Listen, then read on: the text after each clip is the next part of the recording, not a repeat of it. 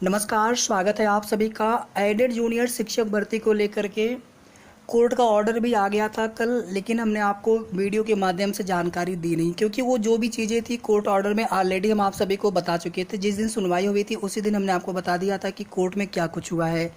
और जैसा कि आप सभी को पता है कि पिछले 2 सप्ताह से काफ़ी ज़्यादा छुट्टियाँ भी पड़ रही हैं, चाहे वो श्री कृष्ण जन्माष्टमी की छुट्टी हो या फिर 15 अगस्त की छुट्टी हो, संडे हो गया, सेकेंड सैटरडे हो गया, सैटरडे की छुट्टी हो गई, या फिर रक्षाबंधन की छुट्टी हो गई। तो उसमें कुछ अधिकारी भी छुट्टी पर थे।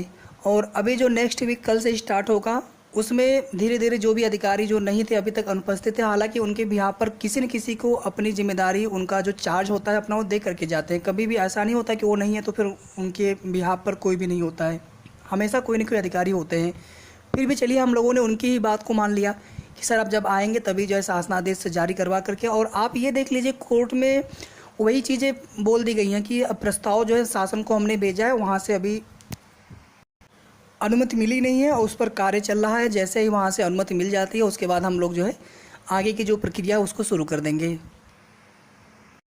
एक जानकारी यहाँ पर आप सभी को और देना है नई शिक्षक भर्ती को लेकर के। ये बिल्कुल सही है, नई शिक्षक भर्ती की जो प्रक्रिया है वो शुरू होने जा रही है।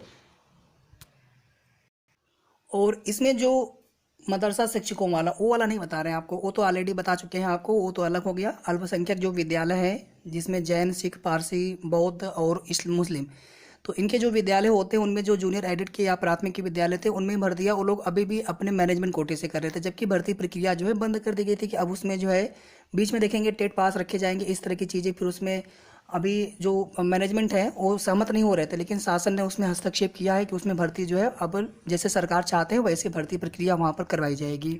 उसके अलावा एक भर्ती और है, एक आप सुने होंगे अटल विद्यालय, ठीक है।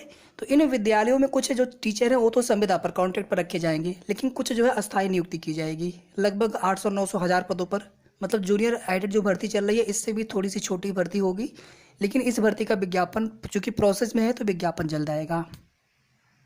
एक तो ये हो गया जो अभी हमने आपको बताया, बाकी आप न्यूज़ पढ़ लीजिएगा। और दूसरा ये हो गया जो अभी हम आपको बता रहे थे, अटल विद्यालयों में जल्द होंगी भर्तियां। प्रदेश के अटल आवासीय विद्यालयों में जल्द हजारों भर्तियां होंगी। इनमें से जो 810 पद होंगे वो अस्थायी नियुक्ति के अंतर्गत भरे जाएंगे, जिसमें प्रधानाचार्य, प्रशासनिक अधिकारी और शिक्षकों के पद शामिल हैं। बाकी तमाम पदों पर बहाली आउटसोर्सिंग के माध्यम से की जाएगी। राज्य सरकार ने इन पदों को स्वीकृति दे दी है भरने की। राज्य सरकार नवोदय विद्यालयों की तर्ज पर हर मंडल में आवासीय विद्यालय खोलने जा रही है। इन स्कूलों में श्रम विभाग के पंजीकृत श्रमिकों के बच्चों को मुफ्त शिक्षा मिलेगी। मुख्यमंत्री योगी आदित्यनाथ की प्राथमिकता वाले इस प्रोजेक्ट के लिए स्टाफ की तैनाती संबंधी प्रस्ताव को भी राज्य सरकार ने मंजूरी दे दी है। जो स्टाफ रखे जाएंगे, किस प्रकार से कितने स्टाफ होने चाहिए, और उनकी भर्तियों को लेकर के भी यहाँ पर सहमति बन गई। शासन ने निर्देश दे दिया है, अनुमति दे दी है। और ये प्रदेश के सभी 18 मंडलों में ये विद्यालय जो है खोले जाने वाले, और इनमें इन विद्यालयों में से प्रत्येक में 45 पदों पर अस्थायी नियुक्तियाँ होंगी। 45 पदों पर, जिसमें एक प्रिंसिपल, एक प्रशासनिक अधिकारी, 16 प्रवक्ता पीजीटी के और 27 जो है सहायक अध्यापक टीजीटी के पद शामिल हैं। तो कुल मिलाकर के यहाँ पर 810 पदों पर जो है अस्थायी भर्ती होगी। बाकी जो पद हैं वो भी भरे जाएंगे, उनमें भी हम लोग जो लोग एलिजिबल होंगे आवेदन कर पाएंगे, लेकिन वे जो पद होंगे आउटसोर्सिंग के तहत भरे जाएंगे। अस्थायी नियुक्तियाँ होंगी, संविदा वाली या फिर कॉन्ट्रैक्ट वाली नियुक्तियाँ होंगी। और अस्थायी जो नियुक्तियाँ होंगी 810। ये जो दिया यहाँ पर एक विद्यालय का डाटा है कि 45 जो पूरे स्टाफ रखे जाएंगे, जिसमें एक प्रिंसिपल, एक प्रशासनिक अधिकारी, 16 प्रवक्ता और 27 जो सहायक अध्यापक होंगे टीजीटी वाले। इसी तरह से जितने विद्यालय होंगे पूरे प्रदेश में 18 मंडलों में, सभी को मिलाकर के 810 जो पद हैं वो अस्थायी वाले भरे जाएंगे। और उसी में जो है ये जो पद है, इसी में जो है जो आउटसोर्सिंग वाले वे पद भी शामिल होंगे। इसके बाद फिर यहाँ पर देख लीजिए आप लोग,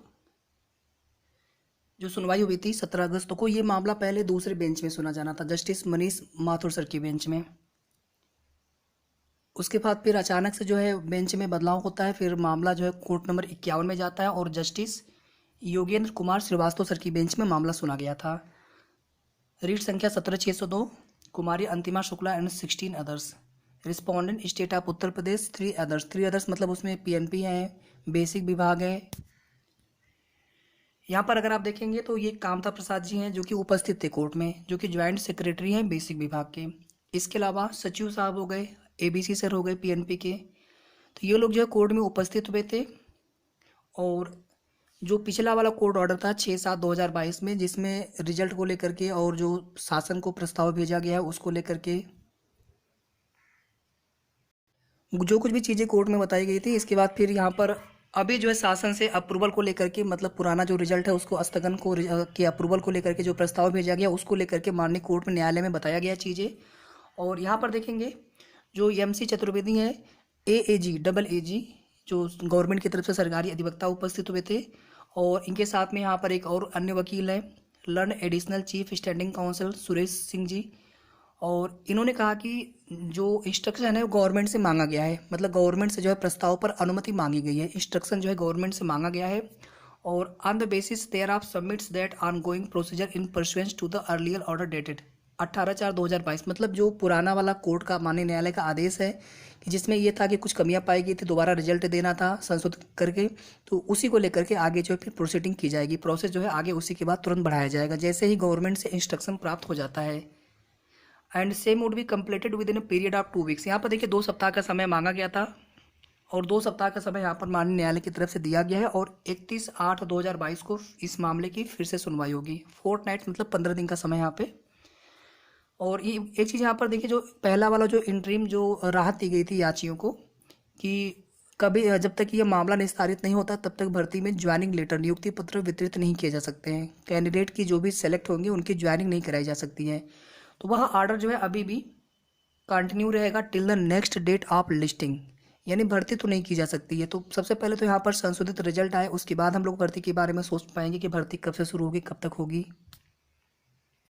बाकी उम्मीद है साथियों कि 25 के बाद जो है या फिर 25 के आसपास तक, 25, 26 के 27 के आसपास, मतलब 31 अगस्त से पहले पहले जो है जूनियर एडिट शिक्षक भर्ती का संशोधित रिजल्ट इस बार आ जाना चाहिए। हम लोग कितना वेट करेंगे, कितना हम लोग इसी तरह से कोई और भर्ती की भी तैयारी नहीं हो पा रही ढंग से, इसी के चक्कर में कि कब होगा कब होगा। एक बार भर्ती हो जाती फिर होना होता नहीं होना होता वो बात की बात है। तो सबका जो है धैर्य धीरे धीरे जवाब दे रहा है, लेकिन थोड़ा सा हमें धैर्य और यहाँ पर रखना होगा। और बस कुल मिलाकर के 2 सप्ताह का समय जो लिया गया है कोर्ट से, तो 1 सप्ताह का हमें इंतजार करना है, जो कुछ भी चीज़ें होंगी वो क्लियर हो जाएंगी। 31 अगस्त को बुधवार है, 30 को मंगलवार है और 29 को सोमवार है, मंडे है। तो हमें लग रहा है या तो देना होगा तो 27 तक दे देंगे, शनिवार तक, 26-27 तक। तो 25 के बाद कभी भी आ सकता है, 25 से पहले तो आने के चांस कम है। और इसमें भी सबसे पहले शासन से जो प्रस्ताव भेजा गया था उस पर अनुमति मिल जाए, वहाँ से निर्देश आ जाए, तो उसके बाद ही जो प्रोसेस होगा वो आगे बढ़ पाएगा। सब कुछ शासन के हाथ में, सब कुछ सरकार के हाथ में, सब कुछ गवर्नमेंट के हाथ में है। जब चाहेंगे तब भर्ती प्रक्रिया शुरू कर सकते हैं, सब कुछ इसमें मामला क्लियर करवाते हुए। तो बस इतनी ही बात है इस वीडियो के माध्यम से। वीडियो को आप सभी प्लीज़ लाइक और शेयर जरूर कर दीजिएगा, और अगर अभी तक आपने चैनल को सब्सक्राइब ना किया हो तो ज़रूर सब्सक्राइब कर लें। धन्यवाद।